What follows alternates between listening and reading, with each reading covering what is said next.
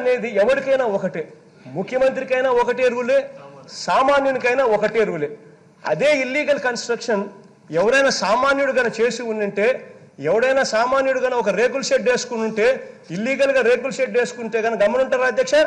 వెంటనే పోతారు అధికారులు అక్కడికి వెళ్ళి, వెంటనే అధికారులు అక్కడికి పోయి ఆ రేకుల షెడ్ను వెంటనే తీసేసే కార్యక్రమం చేస్తారు.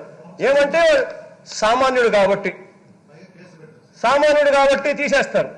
అదే అదే ఒక రేకుల షెడ్ వేసుకున్న సామాన్యునికి ఒక న్యాయము, అదే ముఖ్యమంత్రిగా ఉన్న వ్యక్తికి ఏకంగా ఇలా ఇల్లు కట్టుకొని చూడధ్యక్ష ఒక్కసారి అందరినీ కూడా చూపిస్తా ఉన్నాను అధ్యక్ష. డైరెక్ట్ గా రివర్ పక్కనే ఏకంగా ఈ మాదిరిగా ఇల్లులు కట్టుకొని ఫ్లడ్ కోర్సునే ఏకంగా అడ్డుకునే పరిస్థితి జరుగుతూ ఉంటే, ఇంకా ముఖ్యమంత్రులకు ఒక రూలు, అధికారంలో ఉన్న వాళ్ళకు ఒక రూలు. రాజకీయ చరిత్ర ఉంటే నలుగురికి రోల్ మోడల్ గా ఉండాలి. ఆ రాజకీయ చరిత్ర నలుగురు చూసి అలాంటి నాయకుడు మా నాయకుడు అని చెప్పుకునే పరిస్థితిలో ఉండాలి.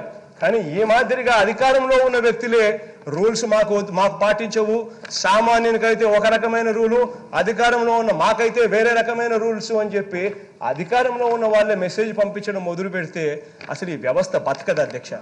అందుకనే మొట్టమొదటగా ఇల్లీగల్ కన్స్ట్రక్షన్ రిమూవల్ చేసే కార్యక్రమం ఎక్కడి నుంచి శ్రీకారం చుట్టాము అని అంటే, మొట్టమొదటగా ఇల్లీగల్ గా కట్టిన అదే గ్రీవెన్స్ హాల్లో ఎక్కడైతే కలెక్టర్ల మీటింగ్ జరిగిందో, ఎక్కడైతే మొత్తం వ్యవస్థ అంతా ఎక్కడైతే కూర్చొని ఉందో అదే బిల్డింగ్ నే అక్కడే మొట్టమొదటి రోజే డిమాలిషన్ అక్కడే చేయమని చెప్పి ఆదేశాలు ఇచ్చాము అధ్యక్ష.